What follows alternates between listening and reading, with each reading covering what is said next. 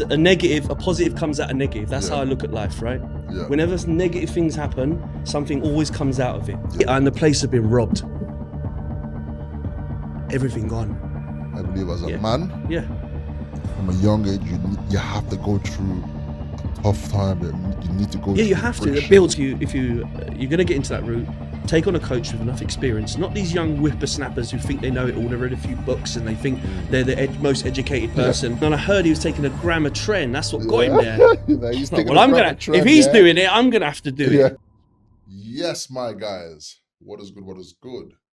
It's your boy Abiola, and welcome to the first of many podcasts that I'm going to be shooting. And the main aim is just to get the information from different guests, dig a little bit, find out, what kind of experiences, what kind of things they've been through in their life, and in terms of business, in terms of just life lessons, and how can we use those life lessons and implement them into our own life. So I got my first guest here today. We got Jason, and I'm just gonna be, bringing some light. So how are you feeling today? Yeah, I'm good. I'm excited for this one. Always ready to talk. You invited me. I was happy to oblige to do it because there's not many online coaches out here. So that's why we bucked up. I messaged him. I've seen him around anyway. I've seen him around the scene anyway. I've seen him on Instagram. He knows people I know. So I just thought, let me hit him up, because when you live in Thailand, there's not that many online coaches or people that are like us. Okay. You get all different walks of life here, but there's a lot of older guys, there's a lot of lazier guys, not many people like me and you here. So that's what I mean. I just thought I'd DM you, say what's going on, let's meet up, let's have a training session. We made it pop right away. Yeah. And then we just come up with this idea to jump on this and, hopefully do some more content in the gym and stuff. Yeah. So I'm just like one of those people that's positive, bro. Do you know what I mean? Like if I see someone I think's a nice fella, and I'll reach out. Why not? Why not? Energy is contagious, and I always believe it's very important to, align yourself with people with very similar energy. Someone that's gonna push you, motivate you as well. Someone you can rub ideas off. Even the little time that we spent together, we were brainstorming and looking at different things that we can do that can improve the business. Just that one day that we spent together. So imagine, you're consistently meeting up with these kind of people and spending time with these people. So guys, your company is very, very important. So before we move forward, I know you guys are looking like, oh, what's this? What are these sexy looking black boxes that says True Lens on it? So these are my fashionable eyewear. We launched these at the beginning of last summer and they've done absolutely fantastic. So we're going to be launching them again now this summer, just a variety of, different kind of sunglasses and stuff like that. Actually, I want to gift you a pair. I don't know if you wear sunglasses. I will wear your glasses. I will wear them with pride, my friend. I will wear them, huh? Make me look more sexy, yeah? These are just normal sunglasses. Okay. Different types, yeah? I've got to pick one that suits my face. Let me see. I'm sure you'll find got one there. Depending. Do you want something? Let's have a look. What's this one? That one might suit you. That one's a bit more. This one will suit me more, I think. You like that one? Yeah, we go with these ones. See how they look. Oh, yeah. So yeah, different type of eyewear. So now, beautiful. I think I roll with these now. Here, that's what's up. That's what's up, man. So yeah. Thank you. Nice present, huh? Nice little present. Love that. Love that. The main aim, because they're quite a seasonal product, we're gonna create some more kind of fashionable ones, that has different tints that you can wear to events, nights out, birthdays. So keep a lookout for that. Yeah, these look good. I mean, like normally there's only certain glasses that suit my face, you know what I mean? But I can see myself on the screen looking good, baby. Looking good. I love it. That's what's up. Yeah. So we'll get straight into it. Let's go. Yeah. I'm just gonna dive straight in. Whatever you want, man. I'm sure you got some questions for me. Tell us a little bit about you. Right, me, myself. I've been a competitive bodybuilder for many, many years, over 10 years now. I started online coaching about 3-4 years ago, the end of lockdown. The reason for me starting being an online coach was actually because I snapped my leg in half at the end of lockdown. So tell us about that. Yeah, so sometimes something traumatic in your life will happen. And there's a positive comes out of negative. That's how I look at life, right? Whenever negative things happen, something always comes out of it. Okay, well, this is how I've experienced my life. And there was something that needed to change in my life at that point because I wasn't living in the way that I knew I could. I was surrounding myself with the wrong type of people. How did you know that you weren't aligning yourself with how you should be living? Because I know that there's more to me than what I was doing. Do you want me to really say what I was doing? Is that okay? Yes. What were you doing? Yeah. So really at that point in my life, all I focused on was trying to make money. So at that time, I mean, years and years ago, I used to be a gas engineer. I've done the normal type of jobs. I've been a plumber, gas engineer. I've done little bits and bobs on the side, but it comes to a point in my life when I got to about 28, where I decided I need to make more money. I need to do more than this. This is not me, okay? But I didn't want to do something, I needed money quick, and I didn't want to go down the route of doing things too bad. So my head was, let me grow weed. That might make me money. Some business plan, grow some marijuana. I thought the risk to ratio is not that bad, you know. If you get caught, you won't even go to prison. You might do, but even if you do, you're not going to get a long time. Okay. That was my mindset, like honestly. But I know I needed to change something at 28. I was like, something ain't right. I'm working my ass off. I pay my own bills. I've got nothing left. You know, to most people, you know, getting a 45, 50 grand a year job is like really good. To me, it was not enough to live. It's just in London, that's not enough. It's not.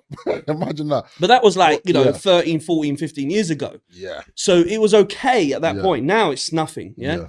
But at that point, it was a good job. But there was just something that wasn't ringing right with me. I just never seemed to have any money. I was paying all my bills. I was doing bodybuilding. Okay, great.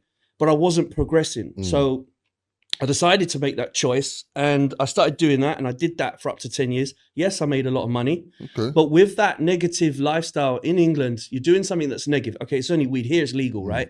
But you surround yourself with the wrong type of people, okay? Because you're moving with people that are doing not just weed, you're moving around with people that are selling all sorts of things. Yeah. It's a negative. Now I can, in hindsight, I can look back and go, that was a negative way to live. Okay, I should have thought of something better. And did you think it was negative while you were? Not at the time. I thought it was great. You know, I was earning more money than I ever earned. I could have the freedom to be able to bodybuild full time. Yeah. You know what I mean? And yeah, I thought it was great at the time. But then over years, at that time, I'll be honest, like I used to smoke too much weed, bro. When you have that much weed around you, I can look back now and say I wasted. How much weed did you smoke? All day, every day. Damn. From the minute I got up to the minute I went bed. Yeah. And I was how many years were you doing that for? 10 years. Damn. So when I look back, I feel like I wasted 10 years. I do. I feel like I wasted my 30s. A lot of my 30s.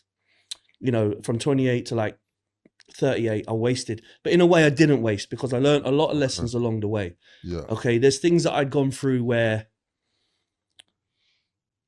you know, stuff hit rock bottom. There was a point before I broke my leg. This is why I knew that I was around the wrong people. Put it this way. One year I had like 3 grows going on. I got raided. Well, police come in, raided me, took everything I had. Then I had another place.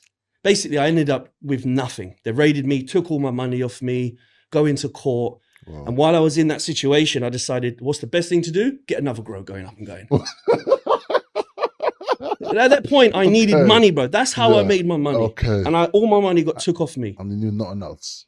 I mean, not enough to get quickly. In that moment. Yeah, so I even, at that point, I needed money quick. I even went and worked with people that were doing other things on the road. You know what I'm saying? People that know, but I don't want to go into too much details. I started driving and I was earning like £300-400 a day just driving around with certain people in the car and delivering things, right? And I needed to do anything that I could.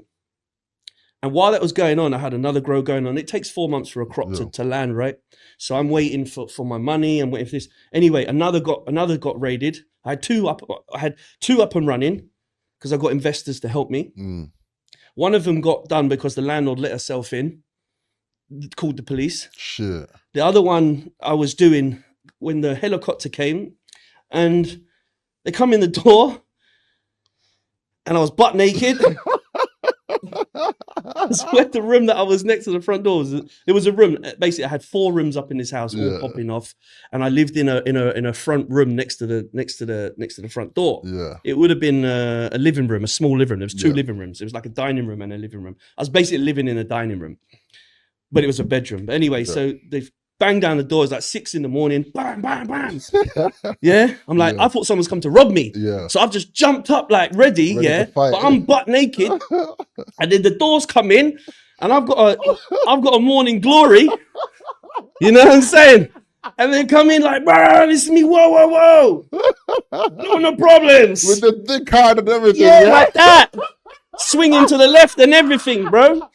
So anyway, they let me put my pants on and that.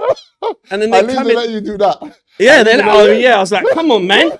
At least let me put the because I didn't come on aggressive. I was like, look, you got me. Like, there's nothing I can do. I'm butt naked. Like.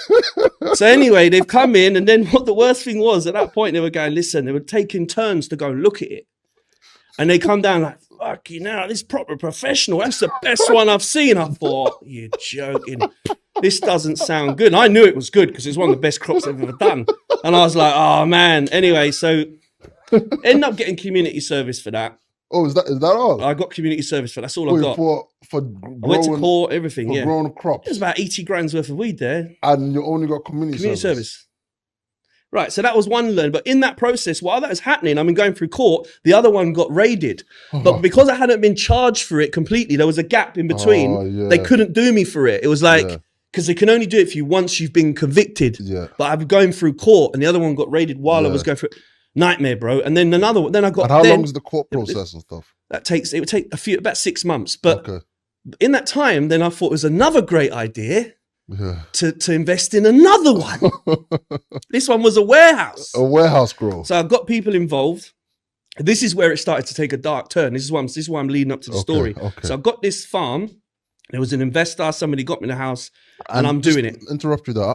What does it cost to invest in there? £20,000. Okay. So it's a lot of money, right? For somebody just to fork out. And anyway, we did this grow.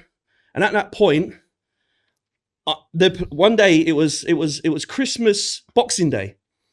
Now, I knew the house had been raided because I saw it, right? There was tape on the door when I went there. So I knew they were looking for me. And then one day I've come back to my house, and I lived in this new flat in Lewisham. Brand new flats, just by the station. Brand new, look posh. You know, they're bringing up Lewisham. I don't know if you know South London. But I know Lewisham. They're bringing up the area. I lived in Lewisham for a bit, so you know, like by the DLR station. I know exactly that new tall building right next to it. Yeah, you know exactly where it is, right? So I lived in one of them, nice new plush place. And it was Boxing Day. Now, there wasn't any parking. So as I've come to the front, there was only like a loading bay you could park in just for the thing. It was Christmas. It was Boxing Day. I come back late from seeing my family, parked up. Anyway, gone upstairs. Then there was a call on my girlfriend at the time's phone, and it was like 2 a.m. I'm like, who the hell's calling you at this time? Give me the, you know what I mean? Yeah. So I'm answering the phone, and then it was the police, but I didn't know it was police, but they were saying there's a warning that there was a bomb scare because your car's parked there. Can you move it? Yeah. So I'm thinking, right, let me just quickly move it. I've come downstairs, now there's police there. And they said, can you move it? I said, yeah. They said, can we see your ID? And I'm like, this is not a good situation. But at the time, I put on a posh accent. I went, excuse me, officer. Excuse me, because I give them the ID, knowing exactly once they've got this ID, they're going to arrest me. So I give them the ID and said, sorry, officer, can I just make sure that door's open? Because if that door shuts, I won't be able to get back in my house. In my house. In my house. I said, no problem. Off, mate. See ya. Bye. Then literally riot vans. There was like 20 because once they know who you are, because I've been in little bits of trouble before. Once they know you're a bodybuilder, they come in force. Oh, they come in force. Why? Because is it like they just think you're a problem. They don't know how big you are. They just know he's a bodybuilder. We got a big one here. We got a big boy here. Some manpower. So all the rest of the team. Literally, there was like 10 riot vans, all this turning up, looking for me. I'm running around. I'm like, I got away, but then. So you ran? I ran, bro. I got off. I stayed in a hotel that night, and then I knew I was wanted. But they knew where I lived. Were you your missus? Yeah, in England. I had a missus in England. She got found, and they took her upstairs, searched the house, searched for me, did all this, and then I knew. Wow, I'm like, you know what I mean? I'm messed up now.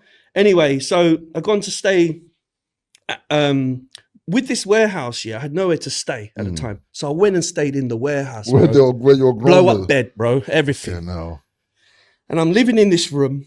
And then one day, How long have you been? A good few weeks, but this is what happened. And then one day I got up and I I could hear someone walking around the back, and I thought, this ain't right. They shouldn't be around the back. Where they was walking, no one should have been there. And they was like, I thought it was feds. I thought there's police coming because they're investigating. And someone said something or something's going on, yeah? And I was like, oh no. So as soon as they went, I took my stuff and I left, and I rang my friend and said, listen, the guy who gave me the place, I said, someone's around the back.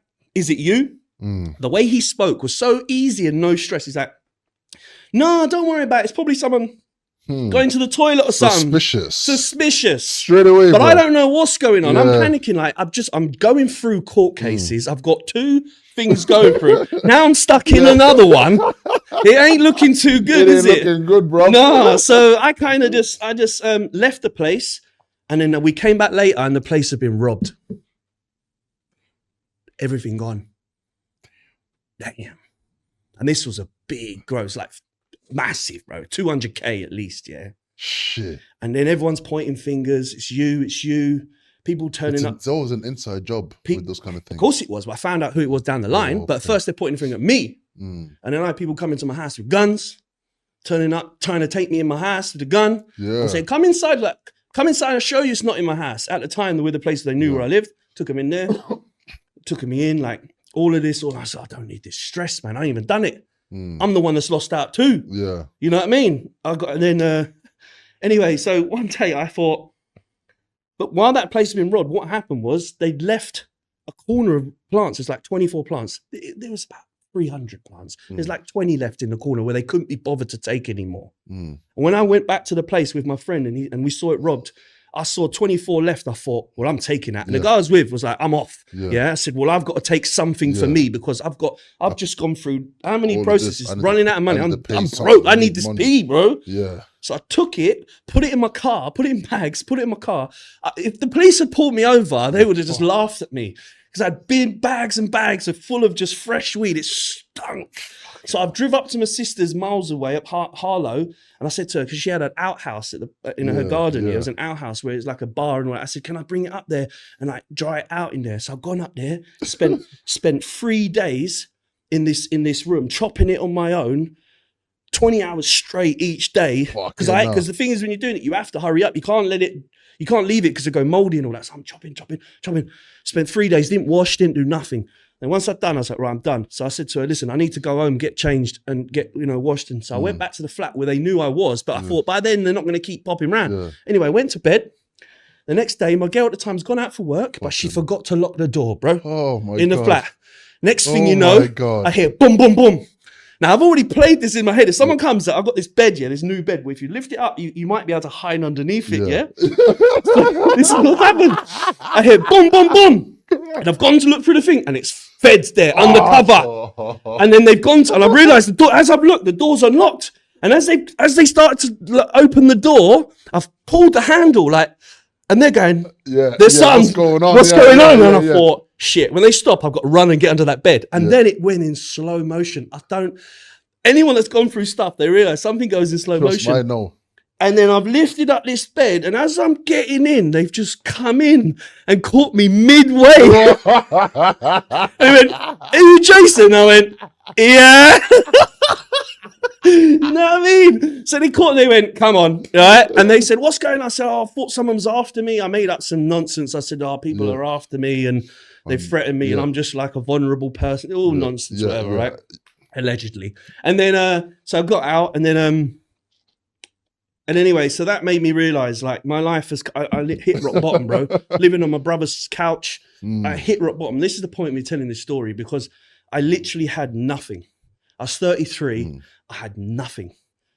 Do you know what I mean? That was depressive times. I was even like, what's the point of even being alive? Do you know what I mean? When you hit that low, you know about it. But this is the point of where we're talking about is going forward, is I knew I had to change. You have to hit rock bottom. Yeah, I was about to say that. Before you start moving up in life. And that's the whole point of why I've said this little bit of a story, is to keep it real. That's what happened to me.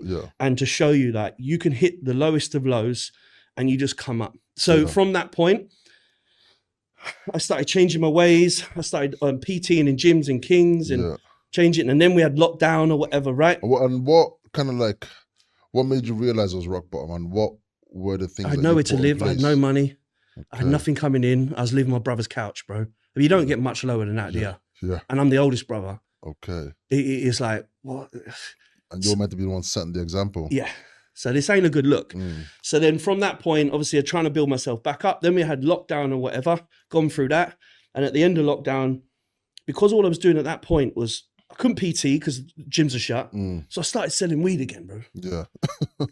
Back to what you know how to. Well, how can you make money, bro? I know what you mean. This is what the country tried to do to us. It tried to ruin us.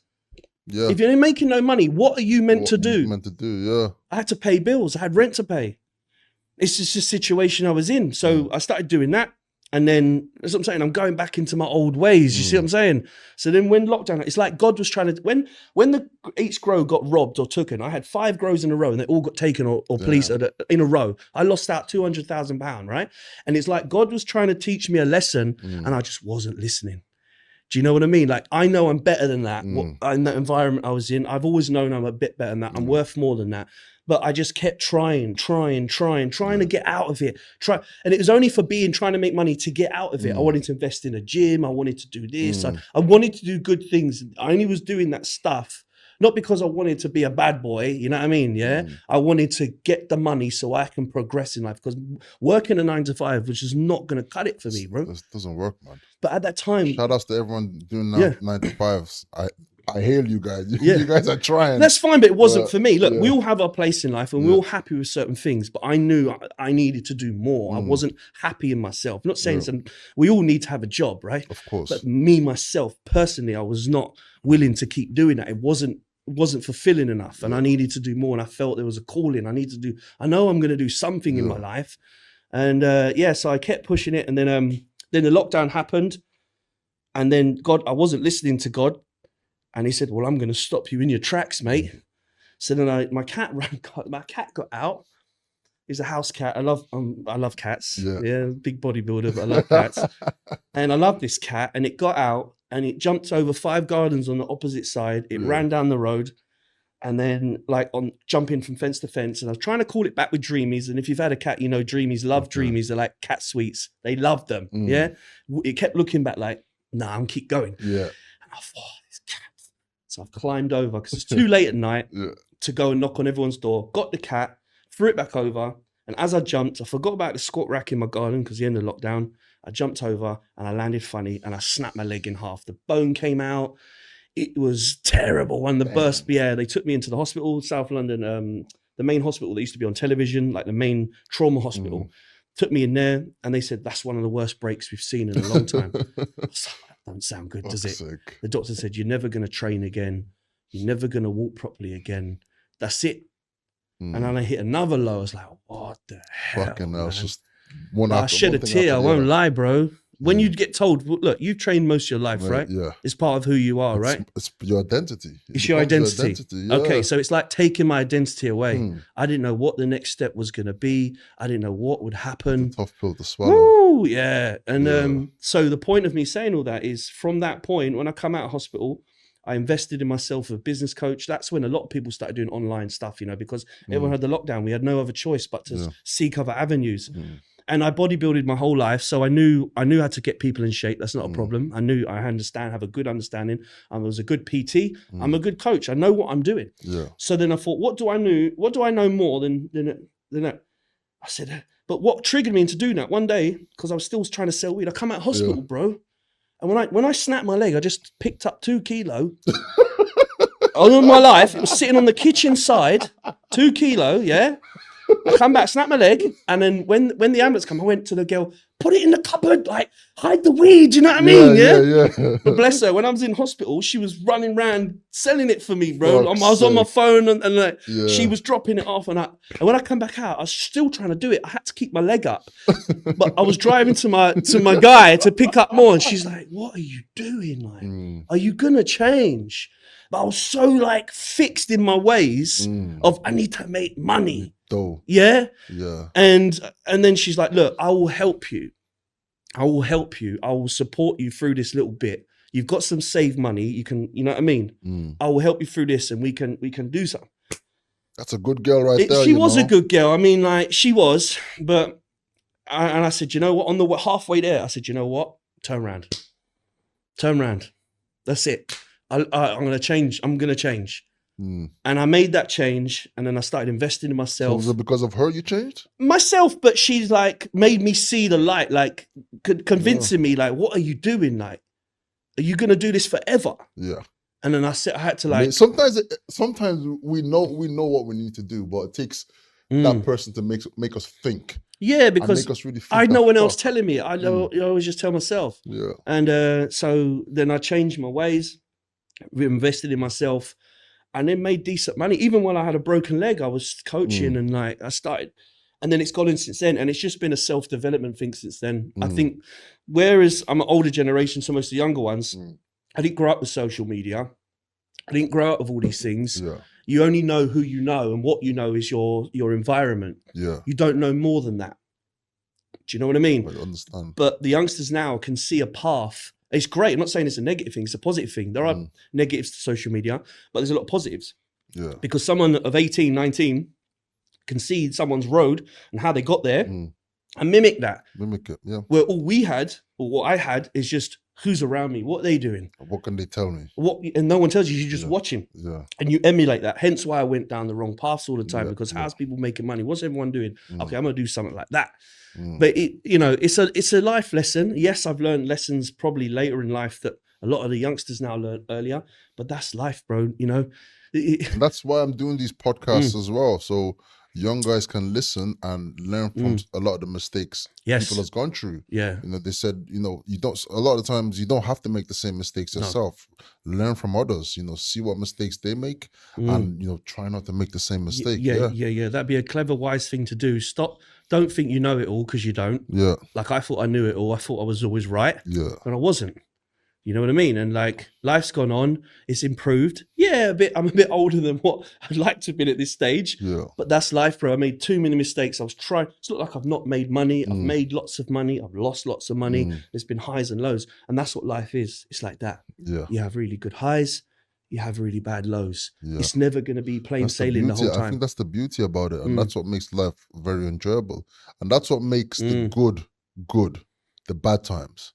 You know what I mean? Because there's no light without dark. So you need to feel those bad things, those bad days, for you to really appreciate the good ones. Oh, and I appreciate that's why I always put up a story, every day is a good day. I say that to myself every single day. Even if it's a bad day, it's a good day, because the bad days make you appreciate the good days. They do, but there are days where it's hard to think like that, no matter how positive we can be, because we are positive people. You are, I am, and that's why online coaching is really hard, guys, because even when you're look, there's days where I can't be bothered. Yeah.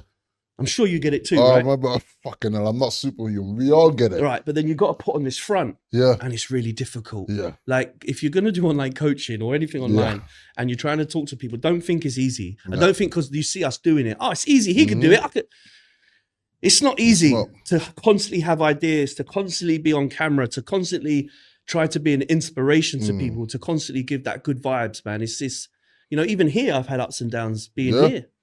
Same. I came here thinking like life would be easy, life would be great. I can do what I love to do. But there's been times where you have dips in clients, you start stressing. Yeah. You know what I mean? Like, I'm sure that there are other people that feel like that do this job too. And when you see others doing really well, it can make you feeling worse. And that's what I'm saying, the negative of social media. Because you see everyone else doing well. And you think, hold on, I'm putting my effort in here. Yeah. Why am I not getting where they are? But that's when you've got to just stay in your lane, man. That's the word. Stay in your fucking lane. Stay in your lane, man. Because, comparison. I said, I did a video about this as well. Comparison can be used in both ways. Of course, comparison can be the thief of joy, because you try and compare yourself and you're trying like, fucking hell, what's he doing that I'm not doing? Why is he getting this that I'm not getting this? But at the same time, I said, someone's thinking that of you. Yeah, someone's thinking that. You're thinking that someone else, but someone's thinking that of you. Well, how can you think about, fuck, okay, what's this person doing? This person's ahead of me. Okay, what are they doing that I'm not doing? And how can I implement what they're doing? Yeah. I think that's the healthy way to use social media to benefit you. It is. You know what I mean? But most people don't see it that way. No, they don't. I think if you know to yourself and you don't lie to yourself, and you're putting in that work every day, you will be rewarded. God rewards people that are not lazy. I love that. Yeah. I love that. And one thing I despise is lazy people. Yeah, I don't like lazy Oh people. my God. If you're a lazy person around You're a me, bum, it's mate. like, get away from me. I swear to God, I But fucking that hate negative that shit. energy and that energy, that's why I try to not surround myself. Yeah. That's why I'm very picky with people, bro. Like, if I say I've met you, come to meet you, if I felt, well, I wouldn't come to meet you in the first place because I'm old enough to know. I don't surround myself with negative people. I'm going to give you a very interesting fact. Go Yeah? on.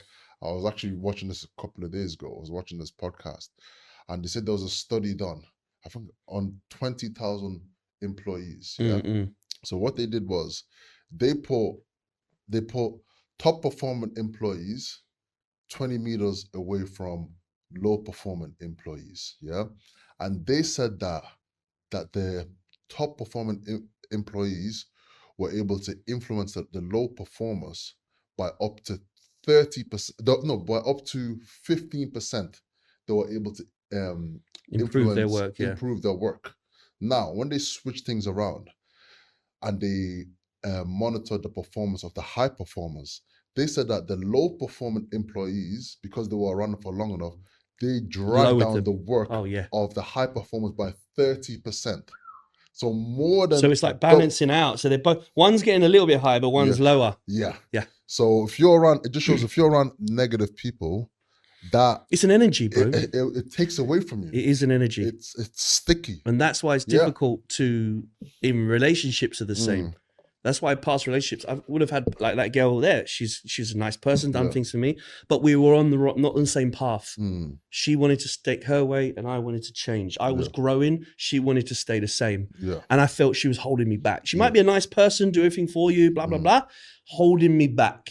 Okay. I was on a path of growth and they weren't willing to go that way with me. And that's why sometimes relationships, friendships, relationships part because one's growing, one's stagnant. And I ain't got time for stagnation, bro. I will have ups and downs, but I'm not stagnating. I'm not just doing nothing, you know? Of course, yeah. We'll get to the topic of relationship now in a minute. Yeah. But yeah, what made you get into bodybuilding? Bodybuilding, since a kid. Anyone that's grown up as an 80s baby like me, going into 90s, will grown up with cartoons that have muscly men as like men. I didn't have a dad, so I think that influences me personally. I can't say it for everyone, but personally, because I didn't have a dad, I had a granddad, he brought me up, but he wasn't a man's man. He was a gentleman, but he wasn't a man's man. He weren't into like fighting or anything like that. But because I was as a young kid, I did karate for years. I was into like sports. I'm very like active. I'm a bit different to him. But I looked for like what a man should be. And when you grow up with certain cartoons, everything was He-Man, Thundercats. I don't know if you remember any of that. You always look for that role model. Men would look like then that men, to be a man, you need to be big and strong. Yeah. So from a young age, that was embedded in me. So even from when I watched the Hulk, I remember always wanting to have muscle. I got my first weights at 12 years old, my little Argos weights, you know what I mean? I knew I wanted to grow muscle. And because I wasn't a tall guy, and when I was a kid, I was small. I'm only 5'8", I'm not tall. So being the smaller, shorter guy to most people, I always felt I needed to be bigger because I don't like to walk into a room, especially where I grew up. I grew up in a rough place in North London, right? Tottenham, right? It's a rough place. Anyone knows it, yeah? They'll know it's a rough area. You have to learn how to live. You have to learn how to look after yourself, be a certain type of way, okay? People test you. Them days, everyone used to rob everyone. It was a very dangerous place to be, even from a young age. All young men were testing each other all the time. Wherever you went, someone would try to test you. So you had to be a certain way. And because I wasn't the biggest of people, I always used to go to clubs and that and you know, into the club scene, and I always used to feel like there would be a period of my time where I used to drink and party a lot, and I started going gym because I always had that in me, but I always wanted to be bigger, to feel like I can walk in a room and no one just looks at me and thinks they can just pick me up and dash me. I wanted to be strong enough. You know, you might be 6 foot something, but I could pick you up and I could throw you down. Mindset of that age, you know what I mean? You don't know what it is to be a man. You're a young man. You're trying to make your way in the world. You don't know what is what. I didn't have a dad telling me, listen, you know what I mean? So I took influence from other older guys and not always the good thing, because I'd take influence of that person who wasn't a nice guy, but he was a strong person. take influence of these different friends, and I'd have different groups of friends growing up, and I'd go between the lot. I wouldn't just have one group. I'd have 5 groups, and I'd learn. I mean, I think that's an intelligent way to be, because you learn what all those groups learn, but all of them, and you take your bits that you need, the strengths, and you keep going. That's how I grew up. So getting into training, I enjoyed it. I knew I enjoyed the feeling of it, and when I got to like 23, I went to a gym in South London at the time where I lived, Carshalton, called Pink's. Now, if you know James Hollinshead, yes, he's training there at the time. Now, him and 2 other guys were the first bodybuilders I've ever met. They just started bodybuilding. He'd been doing it a year to 2 years. He was winning like junior shows, and I saw him from a skinny 16-year-old up until what he is now, right? But they were my influence of actually getting body. And my friends started giving me Flex magazines. I started reading into it. I started getting into it. Then I read this book called Serious Strength Training No. 2. It is a wicked book. It has everything from A to Z of everything, how muscle grows, what fibers are, how periodic tables of training. And most of my knowledge was based off this one book, where I read this book. And forever on in, I trial and errored things that I'd read. I was trial and erroring. And maybe that took me a lot longer to get to where I am now. Maybe if I do what I do now from the start, I'd be a lot bigger. I'd be where James is. Because he had teachers, I didn't. He had mentors, I didn't. I was just going along, plodding along. I still went out drinking here and there. I wasn't bodybuilding 100%.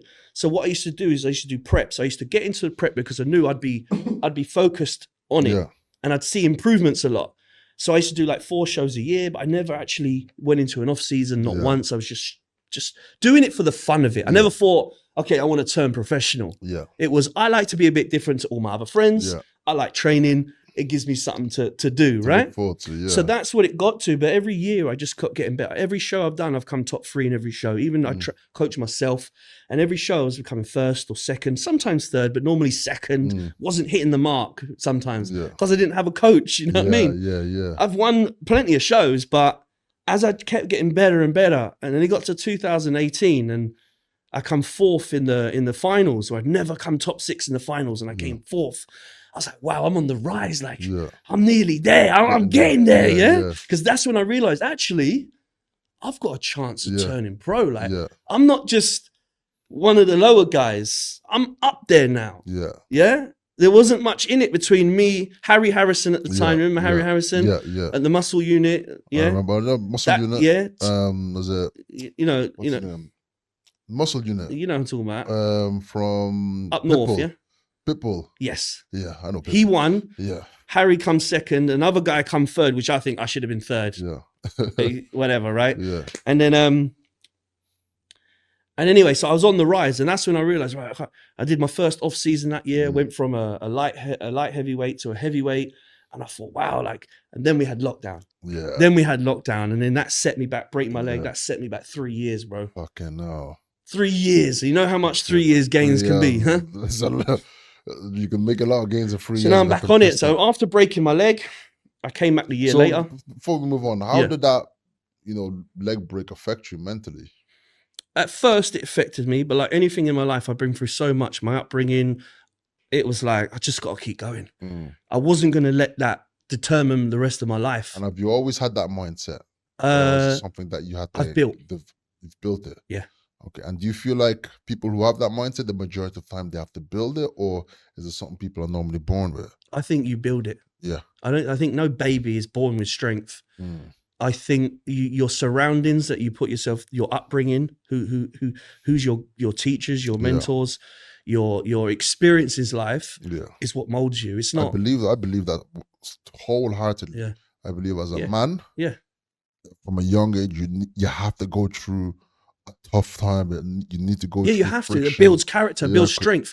Because another reason why I believe that from a young age. 21, I got into a lot of trouble in North London. I went to jail on remand for 6 months. On remand, so remand. So while the court case is going on, they put you in prison, right? Fuck. So no bail. No bail. Damn. 6 months I was in there, and that is when I really grew up. That is when, life taught me a lesson. Why? What did you do for that? Well, I was involved in a fight, but it was more my friend doing it. I was with him, but he damaged him a big way. Okay. Oh, fuck, he nearly killed him. Right. Shit. He survived, but what we did was wrong. Now, I believe that God taught me a lesson. You did something that was wrong. Yeah. Okay, you did it for the right reasons, but it was wrong. So what did you learn during that 6 months? It grew me from a boy to a man, bro. Why? Why? Because I was in a big man jail and I had people coming in to kill me. It was life or death every day because the person who he hurt had a big family and they came into jail and they tried to get us every day, bro. They kept moving me different wings eventually because they were coming in. His own brother got put into jail to get rid of us. And then that gave me PCT. Was it post-traumatic syndrome? Yeah, it gave me that, bro, over for years. When I first come out, I was like thinking every second someone's going to get me. Yeah. It really affected me. Like big time. I can imagine how that. Yeah, every day. I mean, it's bad enough being in jail, but then I knew that people were getting put in. And then one day, his brother got put into jail. And all of a sudden, it's like God works in mysterious ways, bro. Crazy. All of a sudden, my friend was there. And he's like, what are you doing? I said, what are you doing here? He's like, bro, the guy's, because I wouldn't have been unaware of this. This guy told me. He said, the guy's brother's here. He's putting himself in jail to get you. Fuck. And he's organizing. And there was a $5,000 thing on our heads. Cut our neck and they get $5,000. And he put himself in jail to get us, to organize to get us, yeah? And he went, there he is. And I was like, and he said, I told him that he's come to me because he knew who I am. He knows I know you, but he don't know my face. He just knows the name. The name. Yeah? So, and he said, he's over there. He's looking for you. I've told him you're not in this wing or whatever, right?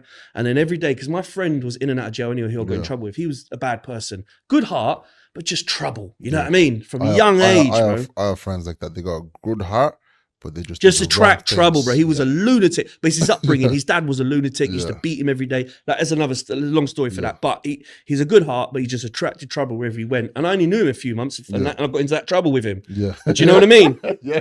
You know what I mean? He dragged me into his rubbish, bro. Yeah. And I'm not. The thing is, so when we're in there, they come looking for us or whatever. And every day, like I knew he was there, so we kept getting our name rubbed off the list because when you go to get your food, they have your name on it, and so we got our names rubbed. So it lasted a while, him being in the room above us, bro, him not knowing that I was there, and then one day he found out, bro, and I was on the phone to my nan at the time, and in there it's like you can cut the atmosphere with a knife for you. It's really like intense sometimes, and I'm on the phone. I just felt this atmosphere, and I looked up and there was about 30 guys, pointing at my door, going, they've been in there all the fucking time. I'm gonna fucking kill them. I was like to my nan, you can't come visit me anymore. Wow. You can't. Wow. They found me. Wow. Yeah. And were you scared at this? Of course I'm scared. I'm like, shit. Now I told my man, and he's like making weapons. He's ready, yeah. I'm saying, bro. So what, did the police, like, what were the guards? You have to tell them. They don't know what's going on at first. But I said to him, listen, he's like, when they come in, we got to do them. And I thought, we've got this court case hanging over, right? I could be going to jail for a long time. We don't know whether the guy's going to live or die. He's in hospital. And now you want me to kill his people as well. I just wanted to get out. Yeah. Like, that's not who I am, bro. Yeah. All right, I'm amongst it. I'm in there. But I'm a good person, bro. You know what I mean? Yeah. Like, this is your world. This is not my world. Like, I might do a little few things, but this is way past. Way too deep, bro. This is like a film, bro. Yeah. It was like a film. And then, and he was ready. And I said, listen, bro, because he was like the brawn and I was the brains. He wasn't much bigger than me, but he was a lunatic, bro. He was ready to kill somebody as soon as they walk in the door. I'm like, I don't want to kill anyone. I just want to get out of this situation. Yeah. So anyway, we told the screws, I said, listen, there's going to be bloodshed on your doors. You need to move us. They moved us to another wing. And when we was moving, they were all looking in their windows like they knew. And it's like God looks after me, bro. Got out. So if that guy didn't warn you, you wouldn't know. No, if I didn't clock them, no one warned me. No, but I'm saying initially, remember the guy who came in and said, this guy is... If my friend never told me, I'd have been dead. Fuck. Guardian angel right there, man. And this is what I'm saying. So like, that's where life, like, we're going off track a little bit, but that's where life, like, teaches you things, you know what I mean? Like when you go through certain experiences in life, it learns to toughen you up, man. Yeah. And that toughened me up, bro. I was like, okay, I need to do better with my life. Yeah. And then for years after that, I lived abroad, partied everywhere. I was going Ibiza, Tenerife for 2 years. When I come out, bro, I wasn't me. I was not myself, bro. So when you say you want yourself, elaborate on that. Well, at myself as in, I thought everyone was trying to kill me at every minute because people were bringing in every day was like someone's going to attack me. Even when I come out, I was still paranoid. I was still in a state of paranoia, like thinking that, you know, because the way that they were doing it, it was like, whoa, this is next level, man. Like, do you know what I mean? And I come out and because I've been through that experience, if you're put in a room in a cell and you go through that every day for 6 months, it's going to affect you. It will. It affected me for years. But when I come out, I tried to be myself. I lived abroad in Tenerife, and the only way I could try to bring myself to normal was just fuck as many women as I could in the place. And I was known for that, bro, because I always had a thing where I could get women from a young age. It was one of the skills I had. I just had that. I just had that special thing, bro. I had it, even if I didn't have to speak, I just had it, Some people have it, some people don't. And I had that skill. And then what I did was, because it made me friends, it was always one of those things where, as men in groups, young men, they have something that, because I did have brothers and sisters, but they grew up with my mum. So it was like I was an only child, but I'm not. Yeah. And they were like 10 years younger than me. So it's like, I'm on my own in a way, They're still kids. So anyway, I lived abroad and I realized that it was a skill that I had, a social skill that I had. Yeah. So every time I got all the women, people like to be around me because I can get all the women. And if I get all the women, they can get some too. Get some pussy too. Yeah. And that's how you win them over. And that's where I kind of like, I just went crazy with it, bro. Crazy, doing like 3, 4, 5 every night, bro. Fucking hell. How did you have the stamina? 3, 4, 5 women a night? I'm a machine, bro. Mate, I do. For me, 2 good rounds. I go long. I'm not. No, it's a new one. That's what gets you going. It's not how many rounds. Like, you'll be 1 in the toilet, you have 1 in the alleyway, you take 1 home at night. You got too much energy for that, I was 21, but I was like, in a way, I'll tell you what it was. I can look back and look at it. At the time, I just thought, it's fun. But what I was doing, I was mentally trying to build up my confidence again. Do you see what I'm saying? I was, without knowing it, I'm 21, you're still a kid. I was trying to build up my confidence. The only way I knew how is to get female attention, because if it validated me. Because if I got female attention, that's at the time I felt this valid. But what that can do in life, bro, is it can damage you, because I've lived like that forever. Even till now, I have to deal with it. Like, it's like a sex addiction. It's what sex under the bracket of sex addiction is. It's not the actual act. It's the chase. It's the emotional black hole I have from not having a mum or a dad. You know what I mean? So it's like I'm trying to fill up this empty gap. So the only way I can do that is by getting validation from women and the attention, the sexual attention from it. So I understand that as an adult now. I can look back and say, okay, the reason for my patterns and behavior patterns is because of the deep hole I have and the insecurities. I think it's very important as well to analyze yourself, why you do certain things.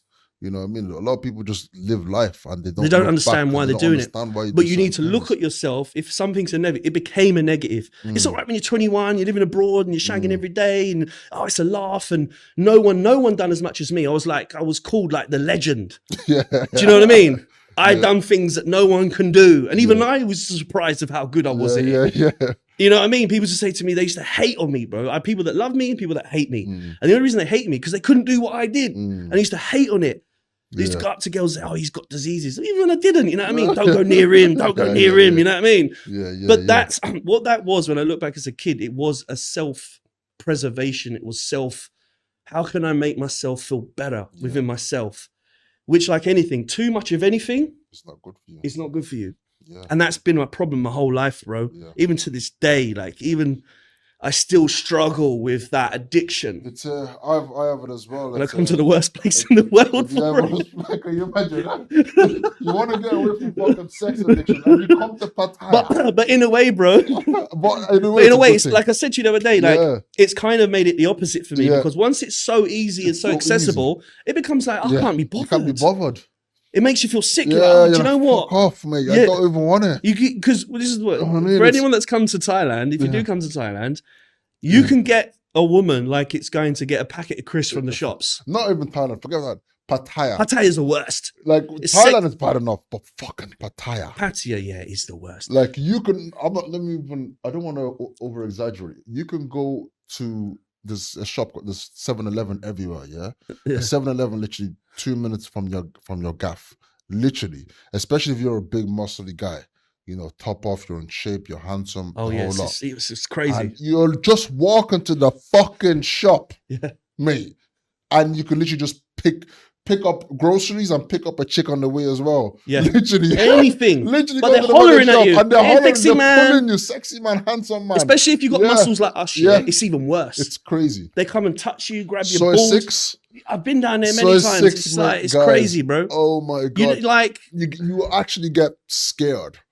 Like, walk in the middle of the fucking street. Don't walk at the end. Stay in the middle, because these girls will pull and drag you. When I'm sober, like, I can't really go down there anymore. I feel like a degenerate. I've only been there once. Oh, I wanted to go there again one time, bro. As soon as we walked to the start of the street, and all the girls start when they seen it was with my boy, he's 6'5", big guy as well.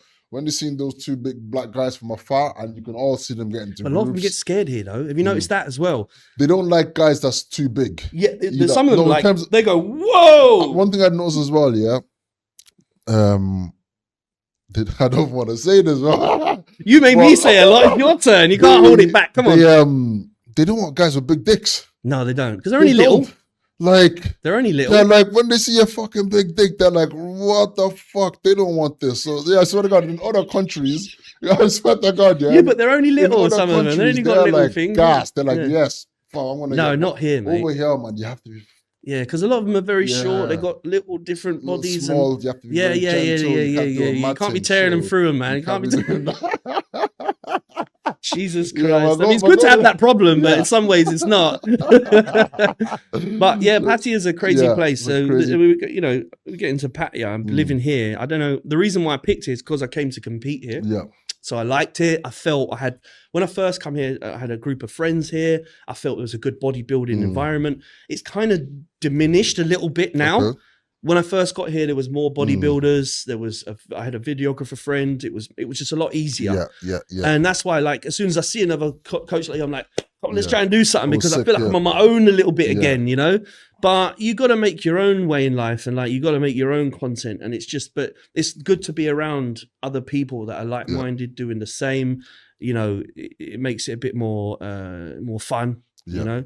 Okay. So that's why I picked Pattaya, is because I've been here. Nice. And how have you been able to balance bodybuilding, business, and the craziness of living in Pattaya as well? You have your little there's so many distractions. There is, but because I'm a bit older now, and I concentrate on bodybuilding a lot, and even before I come to Pattaya, I didn't really drink. I drank once or twice a year. The thing is, when I was young, I did from 21 till 24, I lived abroad. So I literally partied every day of the week. Yeah. And then before that, I used to be a proper raver. Even before that, like in England, I've done all that. Like I felt like I've smashed it to pieces, where I'm not even bothered about it that much anymore. I like a little dance and that, because that used to be the thing that used to get me a lot of attention, because I can dance good. Yeah. But I'm older now. I'm like 41, bro. I'm not really in the mood for it. Like, I'll go out once in a blue moon as a lads thing, go out with the lads and have a laugh, just a bit of man time. Yeah. You know, because sometimes we need that, right? Because we work all the time, but sometimes I just need to talk man talk and take the piss and laugh and flirt and joke, and do you know what I mean? It's not really the same as what I used to go out for. I used to go there for one reason, like get women, right? But now, because it's so accessible, I don't even want that. If you don't want, I swear to God, it's made you kind of like, okay, I'm gonna just graft now. I just want to, graft. Go on. But I just with coming here as well, it makes you realize, like, mate, don't focus on women. You know, back at home, a lot of guys, because you don't have it all the time. All the time talk about is women. Mate, shut the fuck up, man. I want to talk about money. It's that rat race though. So it kind of like, that's their outlet. Yeah. But here, the outlet is everywhere you want to go. You can have it at any point, every day. You could go 7 days a week. You'd have the outlet. So it kind of just makes you think, I don't even want that. You don't even want it. It's not like you can have it all the time. I don't want it. It doesn't make it appealing. You always want things you can't have or get often, right? And when you can get it at any corner, you could have it at any point in the day, 20 times a day, anytime you want. And so it's kind of off-putting. Yeah. And then you start looking life like they're degenerates, and you start thinking like, what the fuck? I swear to God, oh my God. So it's in a way, it's probably the best place for me. It's not just me that feels like that now. I'm just like, I just look at them like, But now we can be online coaches. Look, if you can have this type of job, if you can live online, if you can live anywhere in the world, and I don't know, you from Ireland, right? But The UK now is done. I lived in London as well. All right, so you know. I lived in London 8 years. Oh, you know then, right? And it's done. It's crazy. It's done. It's I done, mean, it's man. even, I hear the stories now, it's even worse than when I left. It's worse, bro. London used to be the dream. See, when I was young, when I was graduating as a mechanical engineer, my dream, this was literally a dream of mine. Yeah, like, to go live in London. I want to go live in London, become the best personal trainer. That was a dream of mine. Well, it's a good goal to have. It was a good goal. At the end of the day, that was all I latched onto. Because when I graduated as an engineer, 2 months after I moved to London to become the best personal trainer ever in London. But that was all I latched onto. Even though I didn't have any fucking money, even though I didn't know where the fuck I was, I didn't know anyone. But sometimes that's the best way to grow. That's the best way to grow. Just throw yourself in. I want to be a person. So when life was shit, when I didn't have money, when I had to be jumping the trains because I literally did not have any money for transport and I had to jump the trains, I wasn't thinking of it in a way that, life is shit, life is shit. I was thinking of it, I'm going to be the best personal trainer in London very soon. Yeah. That was all of it. And all the shit was happening to me. I didn't give a fuck. I already had that goal in my mind. And then, we got there. London I fulfilled the dream. I became a personal trainer in London. Yeah. I started living the life, making money, sleeping with different women, and meeting different people, and then just London started to take a decline, mate. Yeah, it's a decline, man. It's a rapid decline. It was crazy.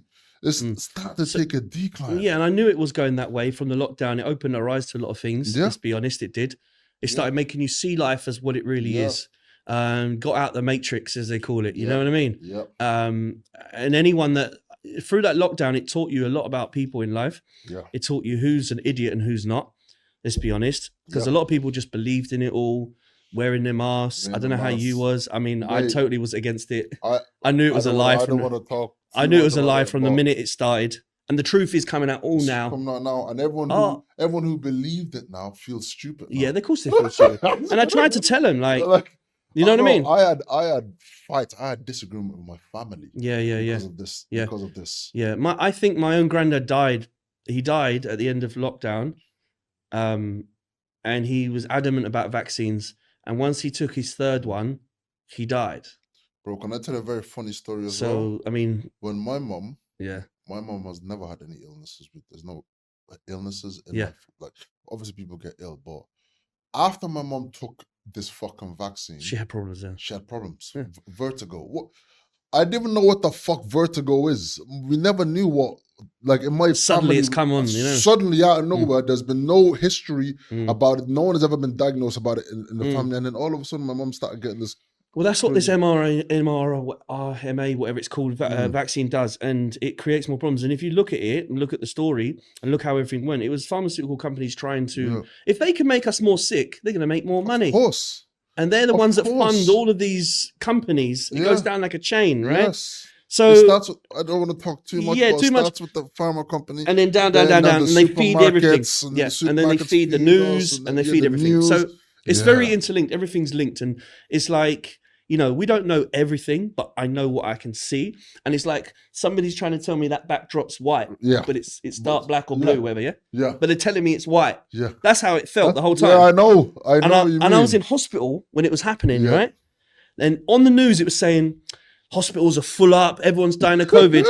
I'm looking around like, it's empty. Where is everyone? It's empty. You're lying. But that has led on to me opening my mind, same as you, and it's led me to. That's for me. It was a blessing in disguise. It was a blessing, bro. Yeah, that's what made me see. The whole thing was a blessing because it's changed. Look, we're both living here in Thailand now. Yeah, I guarantee that wouldn't be the way if that never happened. Yeah.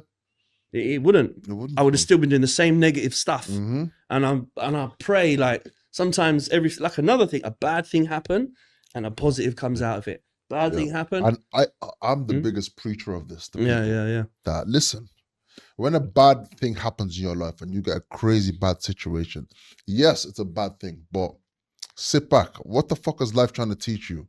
You know what I mean? Because I always say that the hardest times in my life has always shaped me to be the person that I am.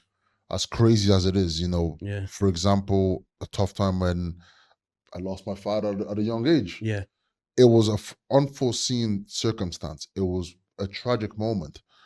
But that situation in my life literally I obviously had to become it's a man up. Yeah, it's a man up. Come at a young age. You know, at age fucking, I was just about to turn 19. Okay, it's you know young. what I mean? Yeah. I had to become the head of the family. I had to think about from thinking about going to college. Now I'm thinking about You got to bring some money in. Bring some money in. You know what I mean? I'm no more a little boy. That's it. And that situation made me, it was like overnight. It grows you. It's like something triggers in your brain, doesn't it? Yeah. Just like me when I went to jail, same thing. Something has to happen to you, or something will happen to you that will create a turn of events that will grow you as a person. Yeah. And in a way, like, you know, I wish it didn't happen, but I'm glad it did. As much as negative that was, it got me away from North London. It led me on to having such experiences that I'll have those experiences forever. Because like, as much as money is important, experiences are more important. You can always make money, but you can't get experiences again. You're getting older. Time. You can't buy time. That's true. And the experiences that you have gone through make you who you are. Okay, I'm only me because of what I've gone through, how I see life, how I perceive life. That's another thing, the perception of life. When we was in the lockdown, my granddad has a different world to me. He saw life as a different, that's when I realized, wow, we can have two different people living in two different worlds, but we're in the same world, but you're in your own world and I'm in my world. Totally different. And the only way that is your perception, your experiences that will make you believe in the world that you're in. So like, you know, so I'm saying you could have someone close to you, but they live in a totally different world to you. Very true. It's crazy. So, you know, you just got to keep going, be positive, do what you got to do, you know? Yeah. So what do you want to talk about? Training, or is it just life at the minute? No, we'll get to training now. So I was going to get into the bodybuilding now. You know, you've done, you know, many shows. You know, what makes a good bodybuilder? What makes a good bodybuilder is somebody that can stay dedicated, stay structured, have the eye on a prize, and not give up. And then it comes down to not giving up, because I've never given up. Okay, I'm not where I want to be yet. For me, this is my last chance. These next 5 to 7 years are my last go at it. And that's why I've decided like to really focus on it more than ever. Yeah. Every day is not missing meals. Every day is structured. Every day is working towards that goal. Because as much as I want to earn lots of money, like we talk about doing different business opportunities, and yes, you want to have all of those, you want to have more money, but that money's not going to make you happy. What's going to make you happy is going through experiences, working towards something. Because people say, like, a lot of people that come to something, it's not the end goal, it's the journey to that goal. So as much as I want all the money in the world, I want to buy materialistic things, I'm not going to die with those things. Well, even as well, when you say it's the journey, like even a lot of times as well, when you buy something for yourself, it's not like when I hit certain milestones sometimes in my life, I might buy myself something. It's a reward system. It's a reward system. Because I know the struggles that I had to put in to get it. And that's what makes it worth it at the end. Yeah. Little materialistic things show you you're achieving something. Yes, I always say to people, like, buy nice things, get a nice car, have 100%. This. Like, don't not get it. I truly believe if you've worked craft and you set yourself a goal, you treat yourself. Why not? Yeah. But life is about experience and having nice things. It's not about just saving all your dough. Yeah. You know, I'm not saying that, but at the same time, don't let material things be your only goal, is what I'm trying to get to the point of. Yes, reward yourself with nice things. Who don't want nice things? Yeah. Who don't want a nice house? Who don't want a nice car? Yeah. Who don't want a good looking girlfriend? Yeah. We all want these things, but it's not the ultimate goal. It's not, I need this car. Gotta have this car. Yeah. No, you got to work for it. And if that comes with your hard work, those materialistic things come with your hard work, then great, nice. But don't just focus on the materialistic things. And that's why I feel like now, sometimes I get annoyed where I think, I'm not earning enough money. I need to, we need to do this. I need to do that. Never earn enough money, man. Never. And even if I was a multi-millionaire, even I've met people that have had Ferraris and sports cars, and they just sell them anyway. And they don't, they're like, oh, I've had it now. I'm not even bothered. Yeah. I'm like, well, I can learn that lesson. Like, maybe I don't need that, but maybe I want experience. But in my way, you know what? You stay in your lane, right? Okay. And you got a path, and like God's giving you a path, man. You just got to go through it, you know? You know, hopefully, you know, you get there. But I feel, for me, I feel like I want to achieve that pro card. I'd like to. It's a goal of mine now. Okay. I feel like. Why is that a goal? Why is that so important to you?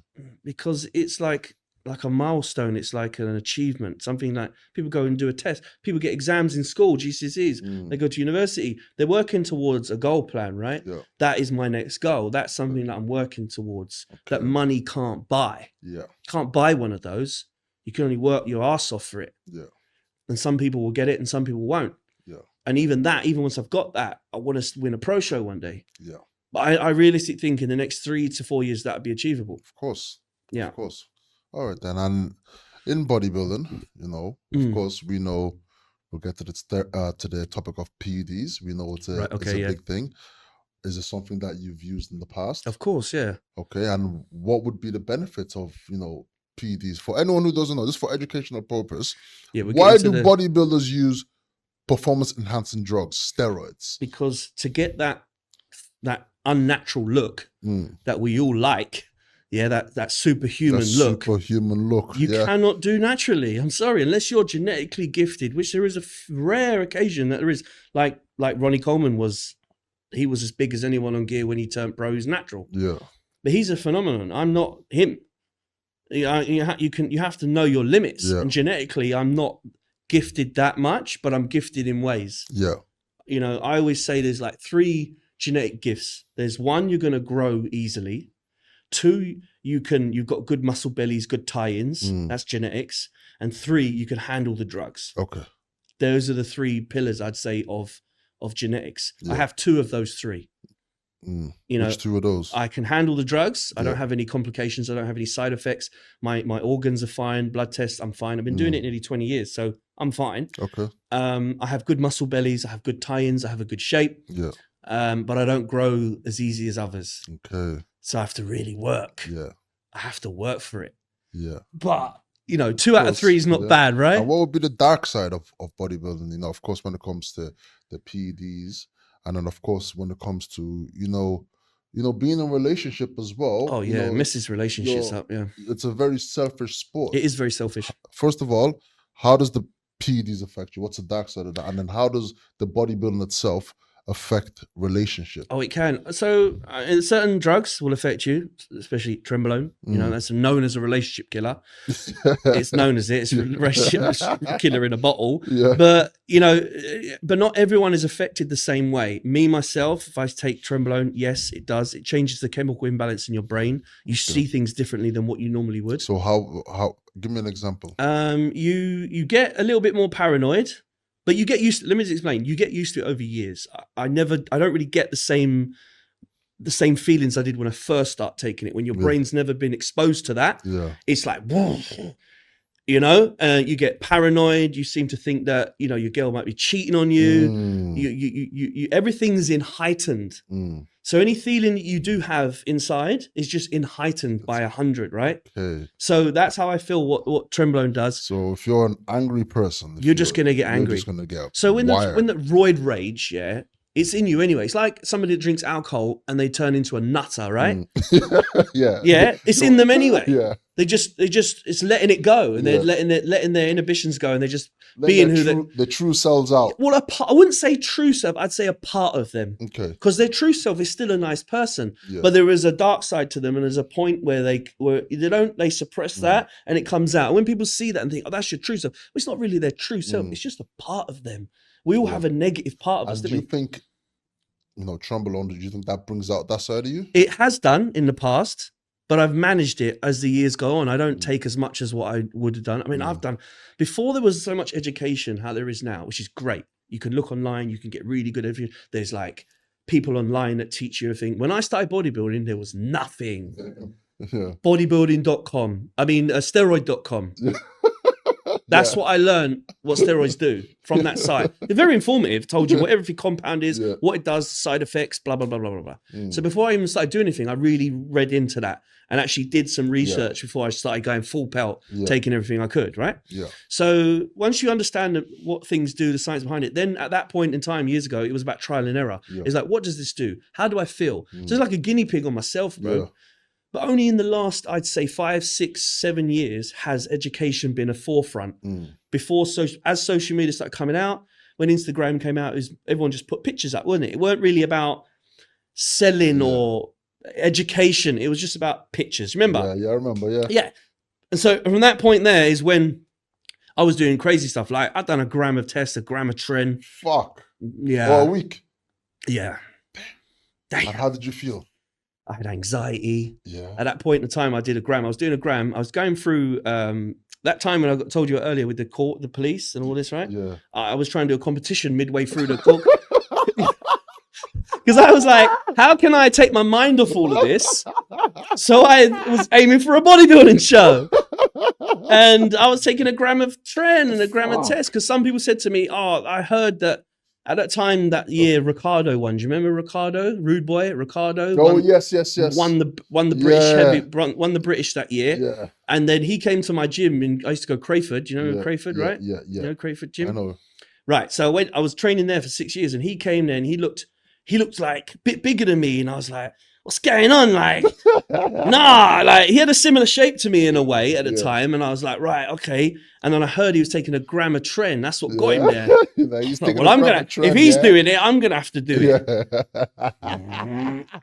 Bro, I was having panic attacks. Yeah. I was having because I was stressed, but I was suppressing my stress, being focused. Yeah. But the trend would be like, one day I walked into a restaurant and my anxiety went, I couldn't be in a social environment, bro. Shit. Like I just got up in the restaurant. I said, I got to get out of here. Yeah. I just couldn't take it. Like people, I thought everyone's listening to me. I mean, I don't like in a restaurant. I don't like sitting right next to someone anyway. Yeah. I can never talk because I feel like they're listening to my conversation. Yeah. I don't like that anyway. Yeah. So this was like enhanced by 10. And I had panic attacks. It wasn't good. Yeah. And I realized, don't do that much.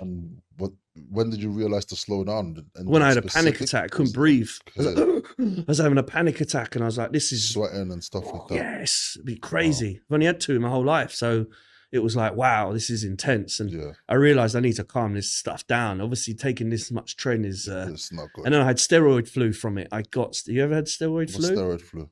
When you take so much within a certain amount of time... Like what it was is I was transitioning from emphonates to propionates in the part of the prep. But I was on test emphanate, tren emphanate. Then I started taking trenase and prop. But that's still in your system, right? Oh, yes. Right. So you got the long extra still in your system. Then you got the short so really, if you, so if you used to add it up, it would have been like 4,000 mil a week. You know what I mean? Something like that.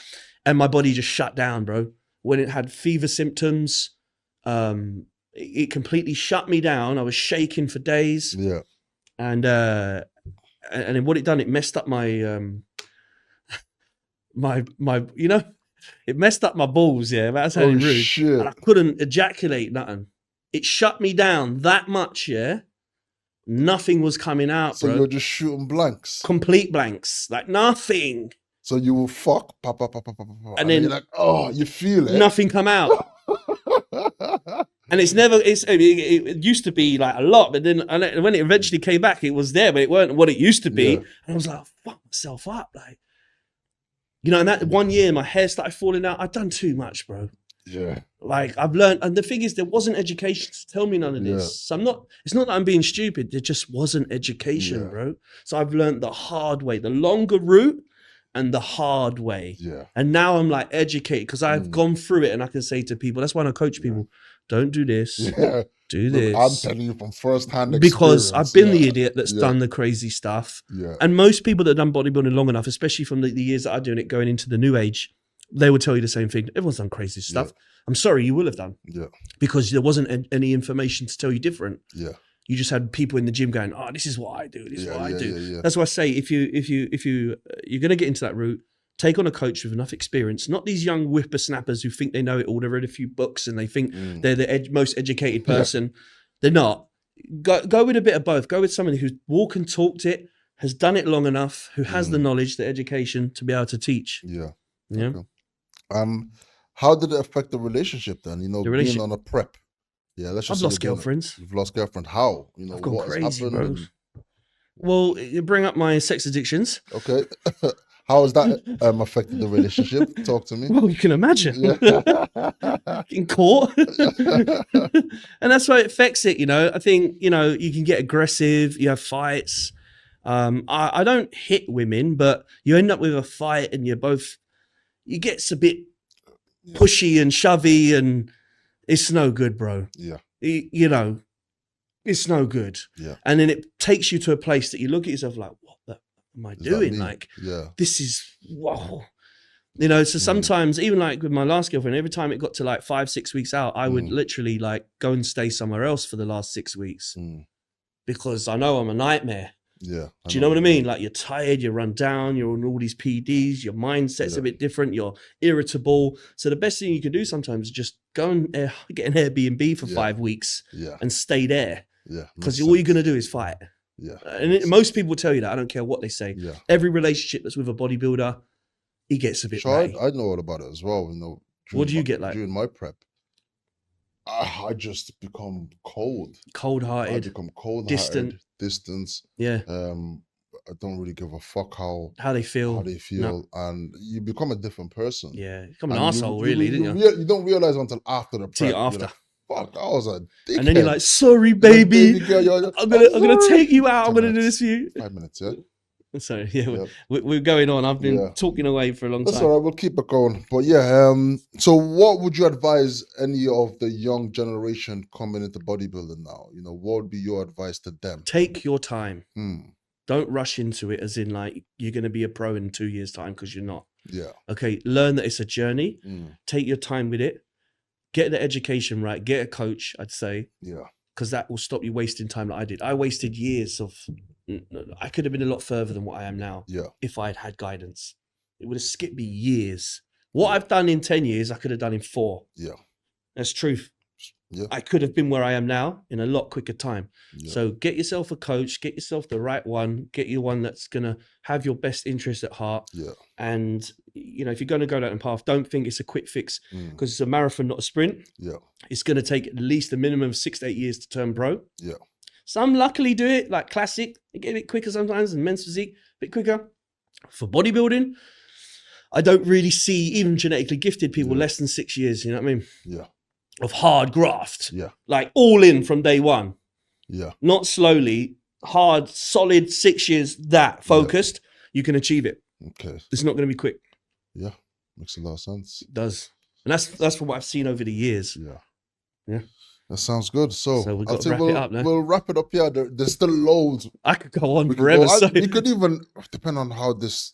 we need to eat, so don't we? You can do another one one day. We can always do a part 2. Yeah. You know what I mean? I don't mind doing that, because I could just keep going on. We can definitely give you guys a part 2. There's a whole lot more that I had in my notes here that I wanted to speak about. We could speak all day, but of course... We can do that again, man, if you want. We don't have enough time. So we're going to do a part 2 to this, guys.